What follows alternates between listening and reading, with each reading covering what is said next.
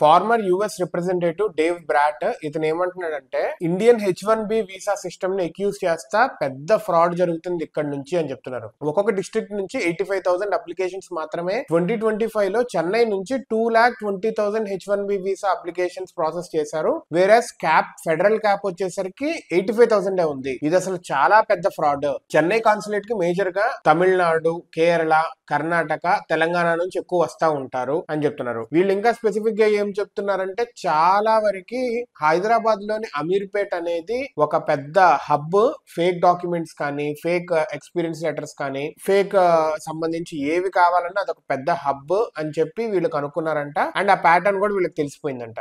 ఈ మద్రాస్ డిస్ట్రిక్ట్ చెన్నై నుంచి 2,20,000 2.5 టైమ్స్ ఎక్కువ ఉండటం అనేది వీళ్ళు నోటీస్ చేసి అసలు ఇంత ఘోరమైన ఫ్రాడ్ ఇది ఎక్కడా చూడలేదు అని చెప్పి ఈయన చెప్తున్నారు ఒక పాడ్కాస్ట్ లో. ఈయన ఇంకా ఏమంటారంటే 71% ఆఫ్ H1 వీసాస్ ఇండియా నుంచి వస్తున్నాయి, వేరే చైనా నుంచి ఓన్లీ 12% వస్తున్నాయి అని చెప్తున్నారు. ఇవన్నీ పక్కన పెడితే ట్రంప్ యాక్చువల్లీ ఇప్పుడు H1B వీసాస్ మీద వీటన్నింటి మీద రెగ్యులేషన్స్ బాగా పెడుతున్నాడు. అండ్ స్క్రూటినీ కూడా చాలా జాగ్రత్తగా చేస్తున్నారు. మన వాళ్ళు ఎవరైతే అప్లై చేస్తుంటున్నారో బీ కేర్ఫుల్. అండ్ అక్కడ దొరికేమో అంటే వెళ్ళిన తర్వాత అన్ని మనీ అరేంజ్ చేసుకున్న తర్వాత ఏదైనా ఎక్కడైనా కట్టిన తర్వాత కొంచెం బ్యాక్ డోర్స్ నుంచి ఒకవేళ కడితే కనుక అక్కడ ఎయిర్పోర్ట్ లో ఆపేసి వెనక్కి పంపిస్తే మాత్రం డబ్బులన్నీ వేస్ట్ అయ్యి ఇంకేముండదు. So be careful, be ethical and be responsible.